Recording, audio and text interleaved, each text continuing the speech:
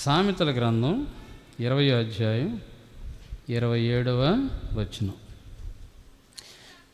నరుని ఆత్మ యెహోవా పెట్టిన దీపము, అది అంతరంగములన్నీ పరిశోధించును. చాలు.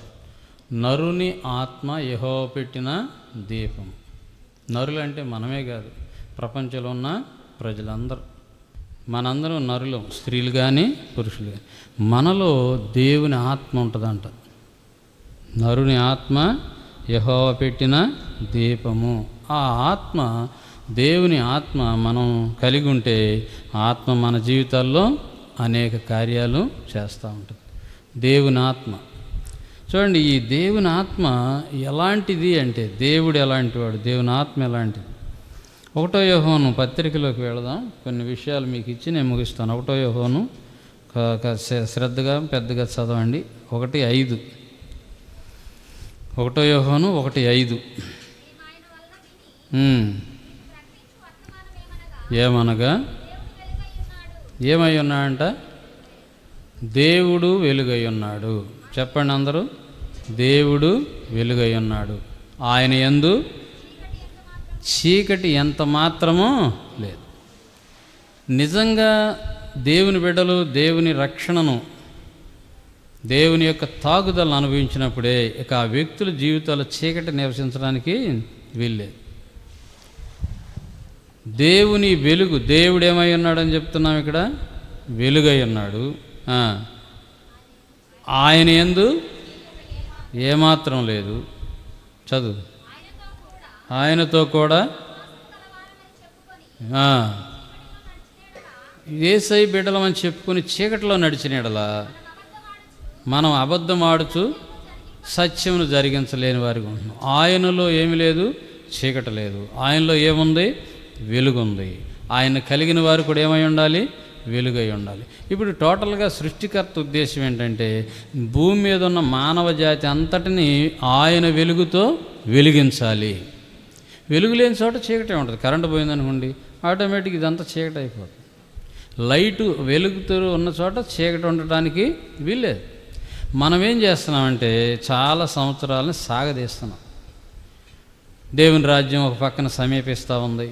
మానవుడు ఆయుష్ ఏమైపోతుంది? తగ్గిపోతూ ఉంది. వెలుగుగా ఉండాల్సిన దేవుని బిడ్డలు వెలుగుగా ఉండటం లేదు. దేవుని ప్రణాళిక ఏంటంటే, దేవుడు వెలుగై ఉన్నాడు, దేవుని బిడ్డలు కూడా ఏమై ఉండాలి? వెలుగై ఉండాలి. అదే యోహాను తన సంఘానికి చెప్తా ఉన్నాడు. దేవుడు వెలుగై ఉన్నాడు, ఆయనలో చీకటి ఎంత మాత్రమూ లేదు. చూడండి, మరలా యెషయా గ్రంథం 60వ అధ్యాయంలోకి వెళితే 19వ వచనం 20వ వచనం చదివితే, యెషయా గ్రంథం 60, 19, 20, 19వ వచనం 20వ వచనం. ఇక మీదట, చూడండి దేవుని వెలుగు గురించిన వివరణ ఇది. ఇక మీదట పగలు, సూర్యుని ప్రకాశము ఇంకా అవసరం లేదు. యెషయా గ్రంథం 60వ అధ్యాయం 19వ వచనం మనం చదువుతున్నాం. దేవుని వెలుగుని గురించి మనం మాట్లాడుతున్నాం. ఇక మీదట పగలు, సూర్యుడు మనకు సాధారణంగా ఉంటాడు, కానీ సూర్యుడి యొక్క ప్రకాశం మనకిక అవసరం లేదు. ఇంకా చూడు, మీకు వెలిగించుట, ఎవరికి వెలిగించటం? మానవుల మనకు వెలిగించుటకై చంద్రుడు ప్రకాశించాల్సిన అవసరం లేదు ఇక. యెహోవాయే నీకు నిత్యమైన వెలుగు. ఎంత గొప్ప హోదా ఇది! ఆయన వెలుగై ఉన్నాడు, ఆయనలో చీకటి ఎంత మాత్రం లేదు. మనము దేవుని వెలుగు చేత వెలిగించబడాలి. కానీ ఇప్పుడు విన్న సాక్ష్యం గమనిస్తే ఎంత సతమతమయ్యాడు తన జీవితంలో. దేని ప్రభావం వల్ల? చీకటి ప్రభావం వల్ల. వెలుగుని తీసుకోకపోవటం వలన, వెలుగుని చేర్చుకోకపోవటం వలన. నిజమైన వెలుగుండెను అని ఉన్న దేవుని వారి. ఈ లోకంలో భౌతికంగా వెలుగు చూస్తున్నాం. ఒక రోజున సూర్యుడు, చంద్రుడు లయమైపోతారు, కానీ దేవుని బిడ్డలే వెలుగై ఉన్నారు. దేవుడు వెలుగై ఉన్నాడు, దేవుని బిడ్డలు కూడా ఏమై ఉన్నారు? వెలుగై ఉన్నారు. ఇక దేవుని బిడ్డలో చీకటి ఎంత మాత్రం ఉండటానికి వీల్లేదు. ఆ వెలుగు చేత మనం ఏమై ఉండాలి? వెలిగించబడాలి. ఎందుకు అందరూ సాక్ష్యం అంటే అందరు చెప్పారు, ఈ కుర్రోడు సాక్ష్యం ఎందుకు చెప్పించామంటే, ఎంత చీకటి మానవులు నిలబడి చేస్తుంది. సాక్ష్యం చెప్పడం అంటే ఎన్నో మేళ్ళు చేశాడు ప్రభు, అవన్నీ మంచిదే. కానీ ఒక పాపి పాపమును విడిచిపెట్టి పరిశుద్ధంగా జీవించగలగటం అనేది ఏది పళ్ళు ఊడిపోయి కళ్ళు కనపడని వయసులో కాదు, యవ్వన కాలంలో ఒక పాపంలో ఉన్న వ్యక్తి విమోచించబడటం సాధ్యమయ్యే పని కాదు. ఇంకేదేదో చెప్పొచ్చు, నేను అది చేస్తాను ఇది చేస్తాను నిష్టగా ఉండగలనని. నో, నీ నిష్ట పళ్ళ బిగు కొంతకాలమే, కొన్ని గంటలు కొన్ని రోజులు, అంతకుమించి ఉండదు. కానీ ప్రభువు మనల్ని వెలిగించినట్టు ఏమవుద్దో తెలుసా, మనలో ఉన్న చీకటి ఏమైపోద్ది, వెళ్ళిపోద్ది. అంతే. ఆ వెలుగును మనం ఆహ్వానించాలి. యేసుక్రీస్తు ప్రభువే వెలుగై ఉన్నాడు. ఇక్కడేం చదువుతున్నాం, దేవుడు వెలుగై ఉన్నాడు. యెషయా గ్రంథంలో ఏం చదివాం, ఇక భౌతిక సమాన వెలుగు నీకు అవసరం లేదు, నీకు వెలుగు ఇవ్వటానికి చంద్రుడు ప్రకాశించాల్సిన అవసరం లేదు, యెహోవాయే నిత్యమైన వెలుగు. నీ దేవుడు నీకు భూషణముగా ఉండను. నీ సూర్యుడు అస్తమించే సూర్యుడు కాదు, నీ చంద్రుడు క్షీణించే చంద్రుడు. నిజమైన భక్తి మనం చాలా వరకు పొందలేకపోతున్నాం. ఈ లోకంలో జరగబోయే సంగతులు బైబిల్ గ్రంథంలో చెప్పినవి మాత్రం జరుగుతూ చూస్తాం అంతే. మనము అంటే మనుషులు ఖచ్చితంగా దేవుని వెలుగు చేత వెలిగించబడాల్సిందే. నీవు చీకటి పోవాలంటే దేవుని వెలుగు మనలోకి రావాలి. ఇంకా మనం ముందుకు వెళుతూ ఉంటే 1వ రాజుల గ్రంథంలో 8వ అధ్యాయం 12వ వచనం గమనించండి. తొందరగా చదవండి. 1వ రాజులు ఏంటంటే ఎక్కడ నివాసము, గాఢాంధకారమందు చేయుదునని. ఎక్కడ నివాసం అంట, గాఢాంధకారమందు నివాసము చేయగలడు ఆయన. మనం గాఢాంధకారంలో నివాసము చేయలేం, మనకు వెలుగు కావాలి. దేవుని ఒక గుణలక్షణం ఏంటి, అది ఎంత భయంకరమైన చీకటైనా అక్కడైనా సరే ఆయన వెలిగిస్తాడు. ఎంత చీకటినైనా సరే ఆయన ఏం చేయగలడు ఏనండి, ఎంత చీకటి జీవితాన్ని ఆయన ఏం చేయగలడు, వెలిగిస్తాడు అంతే. ఇంకా మనము నిర్గమకాండం 30వ అధ్యాయంలో కూడా చూస్తే, నిర్గమకాండం 33:20, మానవుల జీవితాలు ఎంత చీకటైనా పర్లేదు, తప్పకుండా చీకటే, ఎవరు వెలుగులో ఉండలేరు. కాకపోతే వయసుతో పాటు కొన్ని క్రమం అవుతాయి, కోపము క్రోధం ఇవన్నీ కంట్రోల్ చేసుకుంటావేమో.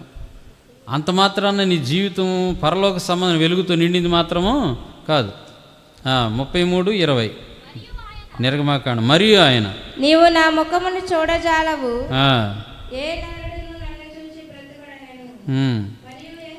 యెహోవా. మోషే ఒకసారి కోరుకుంటాడు, నాయనా నీ మహిమను నేను చూడాలి అని. దేవుడు అంటాడు, నీవు నా మహిమను చూడలేవు, ఇదిగో ఈ బండ చాటును నువ్వు దాగుండు, నేను దాటి వెళుతుండగా నీవు నా వెనక తట్టుని చూస్తావు. దేవుని వెలుగేమో చాలా ప్రభావకరమైంది, మానవులుగా మనం దాన్ని చూడలేము. కానీ అలాంటి వెలుగు ఎలాంటి చీకటి కలిగిన స్థలంలోనైనా, ఎలాంటి భయంకరమైన వ్యక్తులనైనా వెలిగించగలదు. ఆయన ఎవరు ఏ నరుడు చూడలేడు. మరి ఆయన వెలుగు లేకుండా ఏ మానవుడు వెలుగు జీవితాన్ని జీవించలేడు. వినండి, ఏ మానవుడు వెలుగు జీవితాన్ని జీవించలేడు. భయంకరమైన గాఢాంధకారంలో కూడా ఆయన నివసించగలడు. నీ బ్రతుకు నా బ్రతుకు ఎలాంటివైనా సరే ప్రభు ఏం చేయగలడు, చెప్పండి, వెలిగించగలడు. చెప్పండి, ఏం చేయగలడు? ఎంత చీకటి బ్రతుకులైనా ఆయన ఏం చేస్తాడు? ఇప్పుడు ఇక్కడ సాక్ష్యం చెప్పిన జోసెఫ్ గురించి మీ అభిప్రాయం ఏంటి నాకు తెలియదు. ఇంతకంటే ఇంకా ఘోరమైన వ్యక్తులుగా మనం ఉన్నాం. నన్ను దేవుడు వెలిగించాడు నా 20వ సంవత్సరం వయసులో. మిమ్మల్ని కూడా వెలిగిస్తాడు. దేవునికి పక్షపాతం లేదు. దేవుని వెలుగు ప్రకాశమానమైనది, అది ఎవ్వరు చూడలేరు, దానికి ఎవరు తట్టుకోలేరు, ఎవ్వరు నిలవలేరు. కానీ ఆ వెలుగే మనకి కావాలి. ఈ పాపపు చీకటిని తరిమి వేయటానికి దేవుని వెలుగు ప్రతి మనిషికి కావాలి. ఏ కులమైనా, ఏ మతమైనా, ఏ జాతి అయినా, ఏ దేశస్తుడైనా సరే. దేవుని వెలుగు లేకుండా ఒక మనుష్యుడు చీకటిలోంచి వెలుగులోకి రాలేడు. అలాగే ఇక ఎట్లా కొట్టుమిట్టాడుతా 70 ఏళ్ళు 80 ఏళ్ళు బ్రతికి పిల్లలను కానీ ఇక ఆ చీకటిలోనే చనిపోయి, ఆ చనిపోయిన క్షణాన తెలుస్తుంది. చనిపోవడానికి కొద్ది క్షణాల ముందు కూడా నీకు అన్ని సంగతులు తెలుస్తాయి అంట. మానసిక శాస్త్రవేత్తల అభిప్రాయం చూడండి. చనిపోవడానికి కొద్ది క్షణాల ముందు కూడా కొద్ది ఆ సత్యాన్ని గ్రహిస్తారు. కానీ అప్పుడు వెనక్కి తిరిగి చూసే అవకాశము ఇక లేదు. నీవు ఎలాంటి భయంకరమైన వ్యక్తివైనా సరే దేవుని వెలుగు చేత వెలిగించబడకుండా నీకు మోక్షరాజ్య అర్హత లేదు. చీకటి లేని జీవితాలు ఎవరు లేనివాళ్ళు లేరు. అందరూ పాపం చేసి దేవుడు అనుగ్రహించే మహిమని పొందలేవు. ఇక్కడున్న వ్యక్తి ఒక రకమైన టైపు, నీవు మరొక రకం, నేను మరొక రకమైన చీకటిలో బ్రతికిన వ్యక్తులే. దేవుడు మనల్ని వెలిగించకపోతే మన బ్రతుకులు ముగింపు ఎక్కడ? చీకటిలో. మోషేతో దేవుడు చెప్పిన మాట ఏంటంటే, నన్ను చూడటం సాధ్యము కాదు, కానీ నా వెనక భాగము నా ప్రకాశం నువ్వు చూస్తావంటాడు. అలాగే 20వ అధ్యాయం 21 చూడు. నిర్గమాకాండం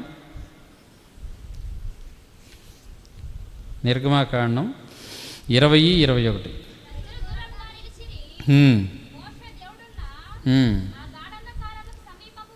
దేవుడున్న ఆ గాఢాంధకారమునకు సమీపముగా. చూడండి, భయంకరమైన గాఢాంధకారము, అక్కడ దేవుడు వెలుగు, దానికి సమీపంగా మోషే ఉన్నాడు. ఆయన ఉండగా చీకటి ఉండటానికి వీలే లేదు. ఆయన వెలిగించిన జీవితము వెలుగు మార్గంలోనే నడుస్తుంది. మీకాలో ఒక మాట అంటాడు, నా శత్రువా నువ్వు 7:8 అధ్యాయము, నా శత్రువా నువ్వు నా మీద అతిశయపడొద్దు అంటాడు. 7:8 మీకా గ్రంథం. నేను 7 సార్లు చదువు, నా శత్రువా నా మీద అతిశయపడొద్దు నువ్వు. ఎవరు శత్రువు? ఎవరు? మన ఎదుట మనుషులు కాదు, మనకు శత్రువులు సాతాను. మనుషుల శత్రువు ఎవరు? సాతాను. నా శత్రువా నీవు నా మీద అతిశయపడొద్దు, నేను కింద పడినను తిరిగి లేస్తాను, నేను అంధకారమందు కూర్చున్నాను. ఈ మాట చక్కగా మైండ్లో పెట్టుకోండి. నేను నీ బలహీనత ఎంత భయంకరమైందో సరే, నీ సమస్య ఎంత కఠినమైందైనా సరే, ఇక నా వల్ల కాదు, ఇక నేను బయటికి రాలేను అనుకున్నా సరే, మీకా ప్రవక్త గ్రంథంలో నేను అంధకారమందు కూర్చున్నాను, యెహోవా నాకేమై ఉన్నాడు? వెలుగు. అంతే. నీవు భయపడవసరం లేదు.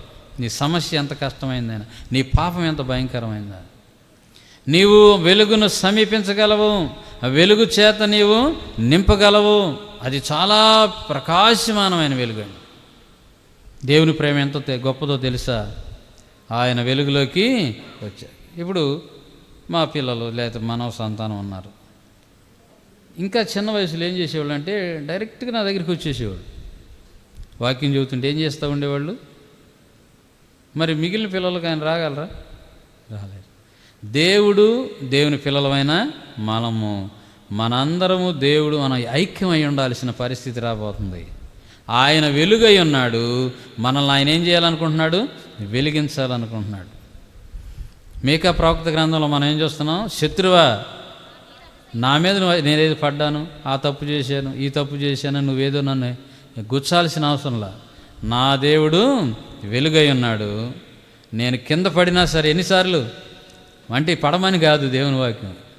ఒకవేళ అలాగే ఏదైనా పొరపాటు జరిగినా దేవుడు ఏం చేస్తాడు? నన్ను తిరిగి లేపుతాడు. నాకు ఆయన ఏం చేస్తాడు? గాఢ అంధకారంలో, అక్కడ ఉంది చదువు, అంధకారమందు నేను అంధకారమందు కూర్చున్నాను, యెహోవా నాకు. ప్రజలు నిరీక్షణ కలిగి ఉండాలి, కానీ నిర్లక్ష్యం చేయకూడదు. అంత టైం అంతా మందే కాదు. వెంటనే చేర్చుకోవాలి, ప్రభువుని వెంటనే చేర్చుకోవాలి.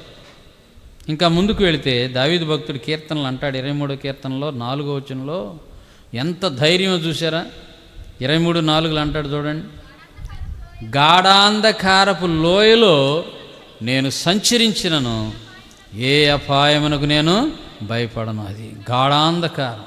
దేవుని బిడ్డల నిరీక్షణ ఇది. నువ్వు వెలిగించబడిన వ్యక్తివి అయితే నీ ముందున్న కష్టానికి, శ్రమకి భయపడవారు, పరిస్థితులకు భయపడవారు. నీవు వెలిగించబడని వ్యక్తివైతే ఇప్పుడే ఈ రాత్రే ఆ వెలుగును ఆహ్వానించు. యేసు ప్రభువా, నా జీవితంలోకి నువ్వు రావాలి. దావీదు భక్తుడు అనుభవం ఏమంటున్నాడు? ఎంతకాలం నిర్లక్ష్యం చేస్తారు? ఎంతకాలం దేవుని అవమానపరుద్దాం? ఎంతకాలం వెలుగుని మనం నిర్లక్ష్యం తుడిని పక్కన పెడతావు? ఏదో ఉప్పులాగానా వాడుకుంటానుగా, ఉప్పు కారంలాగా వాడుకుంటాం వరకేనా? నీ జీవితాన్నే సారం కలిగిన వ్యక్తిగా నిన్ను చేయటానికి ప్రభు ఉద్దేశం. అవసరమైనప్పుడు ఉప్పు వేసుకుంటావు. అలా కాదు దేవుడు అంటే. ఖచ్చితంగా నిన్నే వెలుగుగా చేయటానికి ఆయన ఎన్నుకున్నాడు. ఈ రాత్రి నీవు దేవుని పాదాలు పట్టుకుంటే దేవుడు నిన్ను ఒక బలమైన వ్యక్తిగా, దేవుని శక్తి కలిగిన వ్యక్తిగా మారుస్తాడు. అంతే. ఎంత చీకట్లో ఉన్నా సరే దావీదు భక్తుడు అంటాడు, నేను గాఢాంధకారపు లోయలలో సంచరించినను ఏ అపాయముకు నేను, ఎందుకంటే సృష్టికర్త నీ దుడ్డు కర్ర, నీ దండము నన్ను ఆదరించు. ప్రభువును సమీపించడం, ప్రభువును చేర్చుకోవడం మానవ జాతికి అనివార్యం. అంతే, ఖచ్చితంగా జరగాల్సిందే. నాకు వద్దు ప్రభు వద్దు అనుకుంటే నీ జీవితం చీకట్లో ముగిసిపోద్ది. దేవుని వాక్యము మనం తీసుకోకపోతే మన బ్రతుకుల్లో వెలుగు ఉండే అవకాశము లేదు. ఈ వెలుగు ఏం చేస్తుందంటే మానవుడికి పరిశీలన దృష్టి ఇస్తుంది. దేవుని వెలుగు ఏం చేస్తుంది? మానవుడికి పరిశీలన, చెప్పండి అన్నమాట, పరీక్షించుకునే అవకాశం ఇస్తుంది. లోకపు యొక్క వెలుగు ఏం చేస్తుందంటే నిద్రబూస్తుంది, నిన్ను పాపంలోనే నిద్రబూస్తుంది. దేవుని వెలుగు ఏం చేస్తుందంటే, ఎందుకంటే దేవుని ప్రణాళిక ఏంటంటే మనం ఎవరితో ఉండాలి? ప్రభుతో ఉండాలి. అది ఊరికినే ఈ 4 దినాల కోసం దేవుడు నిన్ను మనం క్రైస్తవులుగా జీవించాల్సిన అవసరం లేదు. ఈ 70, 80, 90 సంవత్సరాల వరకే నువ్వు క్రైస్తవుడిగా ఉండాలనుకుంటే అనవసరం, నీ ఇష్టమైన వెళ్ళిపో. కానీ ఇక్కడ 70, 80 కాదు, యుగ యుగాలు వెలుగులో ఉండాలి. మనం ఎక్కడ ఉండాలి? ఎంతకాలం? యుగం అంటే ఎన్నో సంవత్సరాలు. మనకి 70, 80 ఇదే ముఖ్యం అనుకుంటే నువ్వు అక్కడ ఉండలేవు. నీ భర్త విషయం ఈ భారం కలిగి ఉండాలి, నీ పిల్లల విషయం నీకు ఈ భారం ఉండాలి, నీ విషయం నీకు ఈ భారం ఉండాలి. అయ్యో చీకట్లో కొంతమందికి ఆ భారం ఉండలేదు. చూడండి, ఇక్కడ దేవుని వెలుగు ఏం చేస్తుందంటే మనల్ని పరిశీలిస్తుంది. ఆ వెలుగు యొక్క శ్రేష్టతను చూసాము. ఇప్పుడు ఆ వెలుగు మనలోకి రావటం ప్రారంభించినప్పుడే మనం పరిశీలించుకోవటం ప్రారంభిస్తాం. ఇర్మీయా గ్రంథం 17వ అధ్యాయం 10వ వచనంలో ఈ మాట ఉంటుంది. ఇర్మీయా గ్రంథం 17వ అధ్యాయము 10వ వచనం.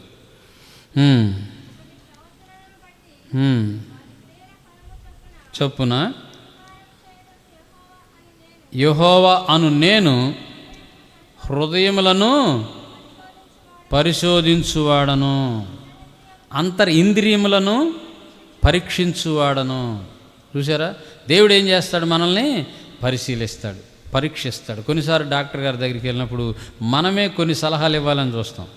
ఆయన అంటాడు, నీవు నాకు చెప్పటం కాదు, నాకు తెలుసు, నేను పరీక్షించి నీకేమి ట్రీట్మెంట్ ఇవ్వాలి అదే ఇస్తానంటాడు. దేవుని దగ్గరికి మనం వచ్చినప్పుడు మనల్ని ఆయన ఏం చేయాలనుకుంటున్నాడు? ఆయన వెలుగుతో వెలిగించి ఆయన ఉండే చోట మనల్ని ఉంచటానికి సిద్ధపరుస్తాడు. సో మనల్ని పరీక్షిస్తాడు. ఇర్మీయా ప్రవక్త గ్రంథాలలో మనం చూస్తున్నాం. నేను అంటే దేవుడు ఏమంటున్నాడంటే నేను పరిశీలించువాడను, పరీక్షించువాడను అంటున్నాడు. ఈ తాకుదలకు గురైనటువంటి దావీదు భక్తుడు 51వ కీర్తనలు అంటున్నాడు 10వ వచనంలో. చదువు 51వ కీర్తన 10వ వచనం. దేవా నా యందు, దేవుని ఆత్మచేత ఎవరైతే తాకబడతారో, దేవుని వెలుగు చేత ఎవరైతే తాకబడతారో వాళ్ళు ఏం చేస్తారో తెలుసా? ప్రార్థన. నా యందు శుద్ధ హృదయము కలుగు చేయము, నా అంతరంగంలో స్థిరమైన మనసును నూతనంగా పుట్టించమని దావీదు. అలాగే 139వ కీర్తనలో కూడా మనం చివరి వచనంలో చూస్తే, నన్ను పరీక్షించుము, నన్ను పరిశీలించుము, నా హృదయమును తెలుసుకొనుము, నన్ను పరీక్షించి నా ఆలోచనలు తెలుసుకొను, నీకు ఆయాస్కరమైన నాలో ఏమైనా ఉన్నదేమో చూడు. ఈ దేవుని వెలుగు చేత ఎప్పుడే తాకబడతామో ఆ వ్యక్తి ఎలాంటి ప్రవర్తనలోకి వస్తాడంటే, ప్రభువా నన్ను పరీక్ష చేయి, నన్ను పరిశీలించు, నన్ను బాగా పరిశీలించు, ఎందుకంటే నేను నీ బిడ్డని, నీ వెలుగుతో నేను నింపబడాలి, నేనుండే చోట నువ్వు ఉండే చోట నేను కూడా ఉండాలి. దేవుని వెలుగు చేత ఒక వ్యక్తి నింపబడినప్పుడు, దేవుని వెలుగు చేత ఒక వ్యక్తి తాకబడినప్పుడు ఫస్ట్గా ఏం జరిగిందో తెలుసా? నిన్ను నీవు పరీక్షించుకుంటావు. పరిశుద్ధాత్మ దేవుడు మనల్ని తాకినప్పుడు మనల్ని అటాక్ చేసినప్పుడు మనలో జరిగే ఫస్ట్ మార్పు ఏంటంటే మనల్ని మనం ఏం చేయాలి? పరీక్షించుకోవటం ప్రారంభిస్తాం. నిజమే, ఏమున్నది లోపం ఏమిటి, ఇంకా నేను వెలిగించబడాలంటే, దేవుని వెలుగుతో నింపబడాలని నేనేం చేయాలని ఇలాగ మనల్ని మనం పరీక్ష చేసుకుంటాం. ఈ వెలుగు మనకి అవసరమై ఉన్నది. కీర్తనకారుడు అంటాడు 44:21లో 44:21 చూడు. మానునా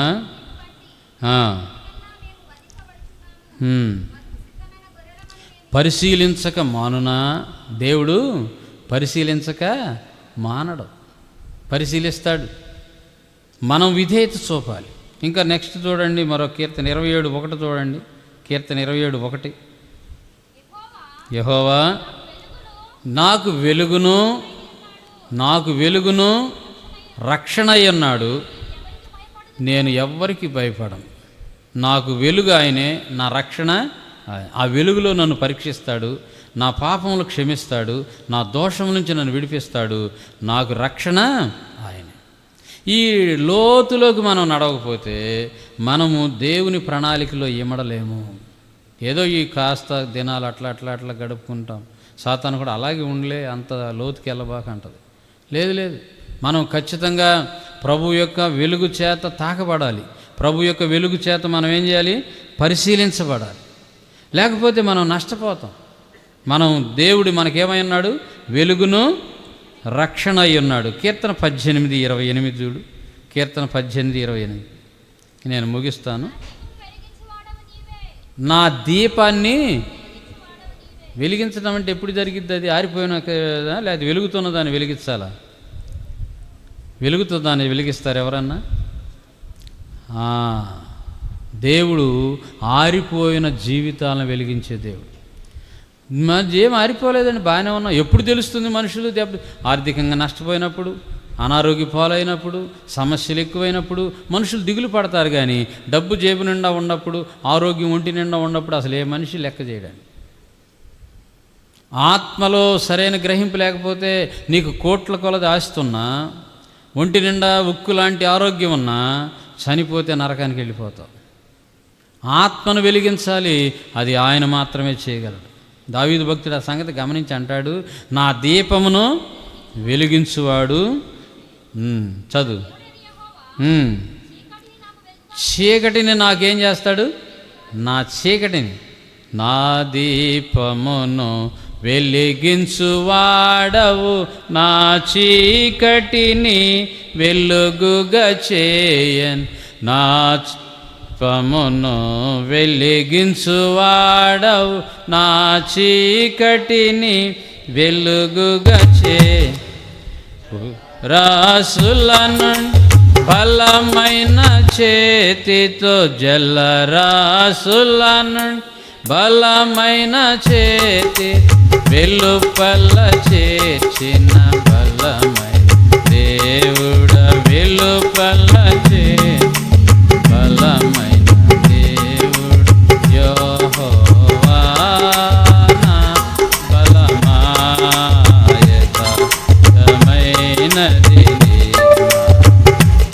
పరిపూర్ణమైనది.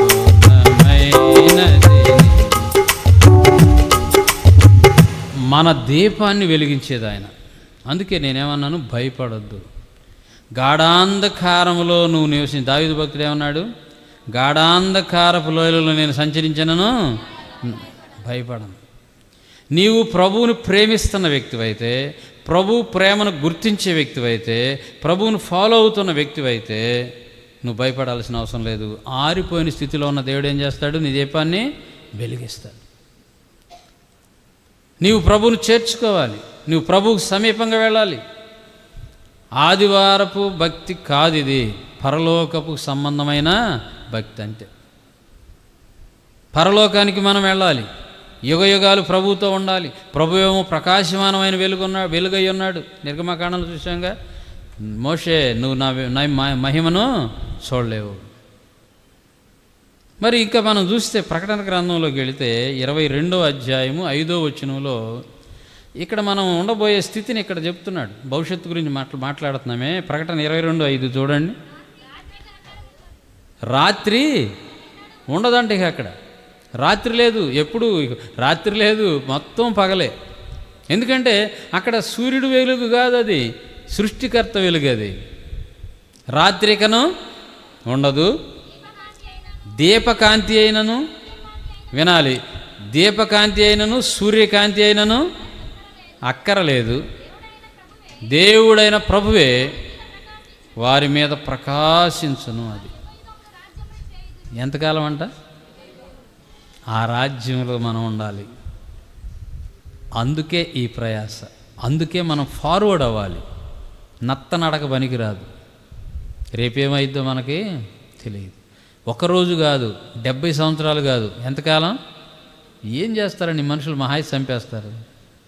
దేహమును చంపువానికి భయపడొద్దు, కానీ ఆత్మను నరకములో పడవేవానికి అదే.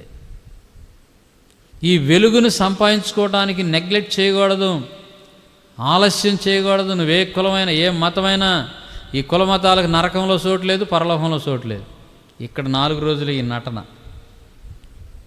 కాబట్టి వివేకవంతులు ఈ సంగతులు గ్రహిస్తారు, జ్ఞానము కలిగిన వారు ఈ సంగతులు గ్రహిస్తారు. అక్కడ యుగయుగాలు ఉంటావు. ఈ వెలుగులో ఉండాలి. ఈ చీకటిలో బ్రతికి ఆ వెలుగులో ఉండటం ఏ మానవుడికి సాధ్యము కాదు. అందుకే ఆయన ఈ లోకానికి మానవ రూపిగా వచ్చాడు. అర్థం కావట్లేదు యేసు ప్రభు ఎవరు అంటే. ఆయన ఏదో 2023 సంవత్సరాల క్రితం వచ్చినోడండి అంటున్నారు, కానీ ఆదిలో వెలుగైన ఆ దేవుడు ఈ మనం చూడండి. యోహాను 1 యోహాను 1:1-5 వరకు ఈ సంగతులు మనం చూస్తాం.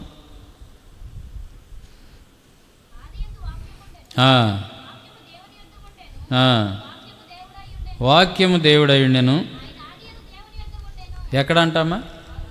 ఎందుకు నీకు సంశయం? ఆది యందు దేవుని యొద్ద ఉండెను, సమస్తము ఆయన మూలం కలిగినాయి అంటాడు.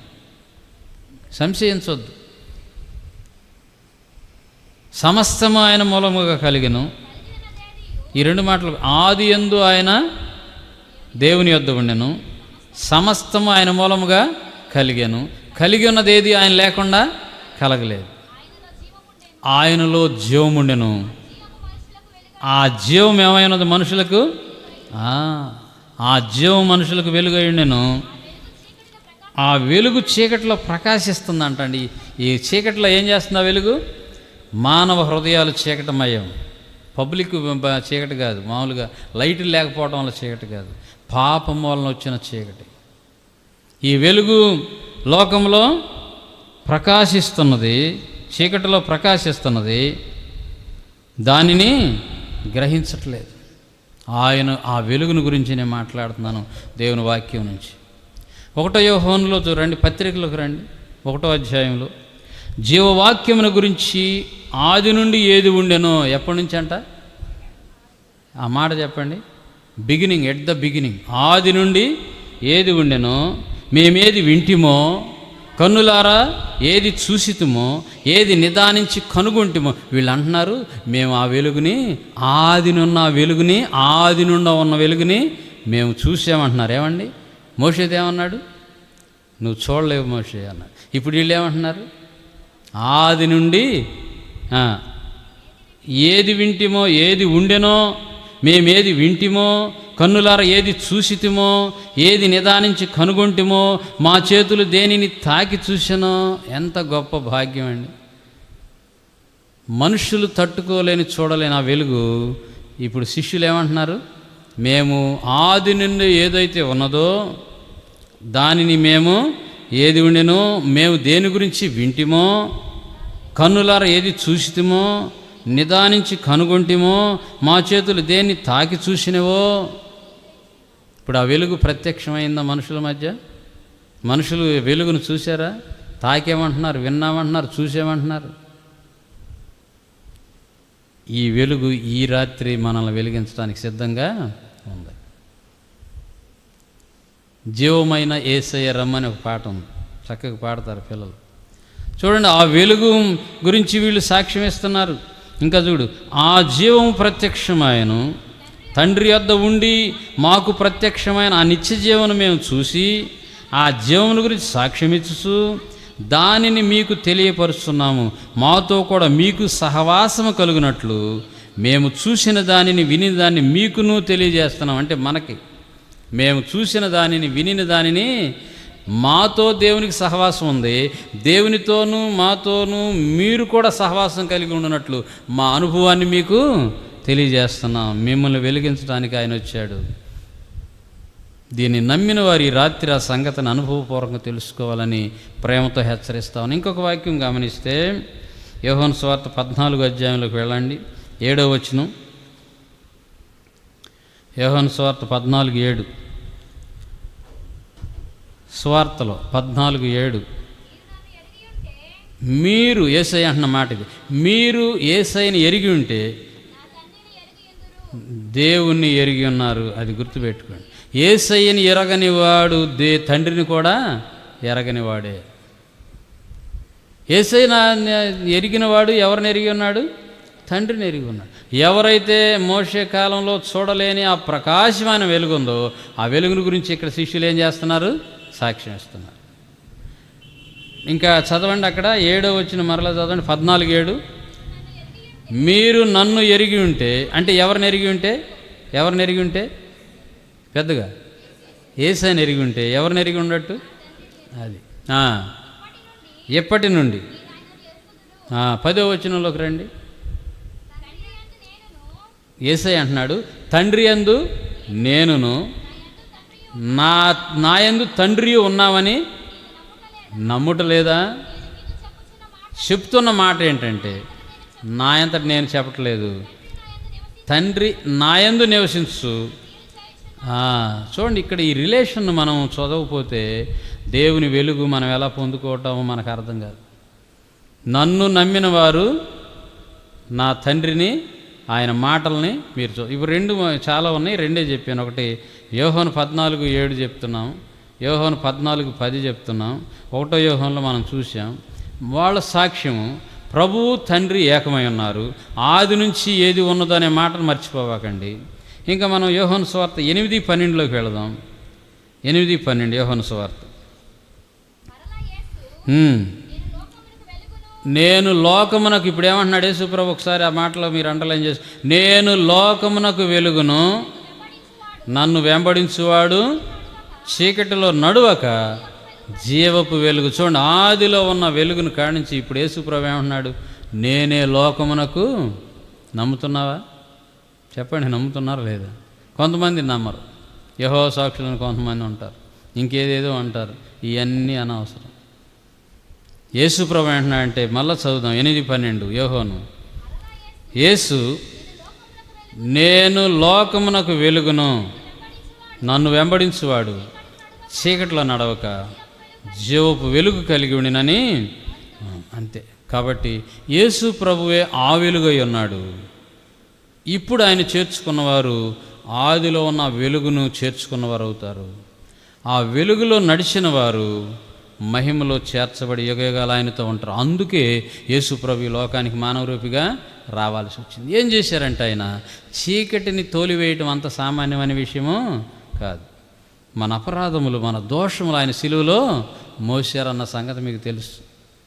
ఊరికినే పోవండి. నీకెవరైనా బాకీ ఉంటే ఊరికినే ఎట్లా పోతుంది? ఎవరైనా దానికి ప్రతిఫలము చెల్లించాలి. మానవుల జీవితంలో జరిగిన జన్మ కర్మ పాపం నుంచి విడిపించడానికి యేసు ప్రభు స్వయంగా ఈ లోకానికి మానవ రూపిగా వచ్చి మనకు బదులుగా పాపపు క్రయాన్ని చెల్లించి మరణాన్ని జయించి తిరిగి లేచి మనకు వెలుగయ్యి మనల్ని వెలిగించడానికి ఆయన ఈ లోకంలో సువార్తను మనకి ఇస్తూ ఉన్నారు. మనం ఆయన వెలుగు చేత ఆయన నమ్మినట్లయితే ఆ వెలుగు చేత మనము వెలిగించబడతాం. ఎప్పుడైతే వెలుగు మనలోకి వస్తుందో చీకటి ఉండటానికి వీలు. ఎందుకంటే ఆ చీకటిని పారదోలేది సిలువ రక్తము. పాపపు శాపము నుంచి మనుషుల్ని విడిపించేది జన్మ పాపం. ఇప్పుడు వాళ్ళ నాయనమ్మ, వాళ్ళ కుటుంబంలో 12 మంది మగపిల్లలు చనిపోయారు. ఎప్పుడైతే ఆ ప్రభు లోబడిందో ఆ శాపం ఏమైపోయింది? కొట్టివేయబడి ఎజ్రా మేష్ గారు బ్రతికాడు.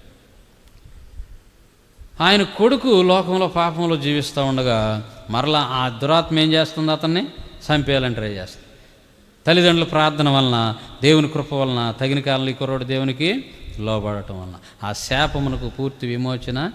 కాబట్టి ప్రతి తరము ఆ వెలుగును కలిగి ఉండాల్సింది. మీ ఇంట్లో 10 బుడ్డులు ఉన్నాయి, కిరసనాల బుడ్లు.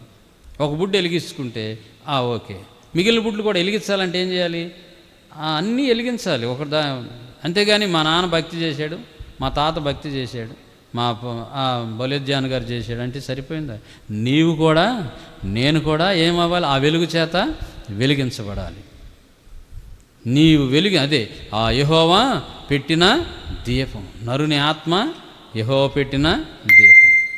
కాబట్టి మనము మన అంతరంగాన్ని జాగ్రత్తగా పరిశీలించుకుంటూ మన హృదయ స్థితిని సరిచేసుకుని ఆ వెలుగును ఆహ్వానించాలి. యేసు ప్రభువా, నీవు వెలుగై ఉన్నావు, చీకటిని కూడా ఏం చేయగలడు ఆయన? వెలుగుగా చేయగలవు. నన్ను వెలిగించు, నా శాపం, నా పితరుల శాపం తొలగించు, నా బిడ్డలను వెలిగించు, నా భర్తను వెలిగించు, నా భార్యను వెలిగించు. నాయనా, మోక్షానికి వారసులు అవటానికి మాకు సహాయం చేయమని మనం ప్రార్థన చేద్దాం. ఈ రాత్రి ఖచ్చితంగా ఆ అనుభవంలోకి వెళ్ళి ఇక్కడి నుంచి బయటికి వెళ్తాం. దేవుడు ఆయన కృప మనందరికీ అనుగ్రహించునుగాక. ప్రార్థన చేసుకుందాం. లేచి నిలబడండి.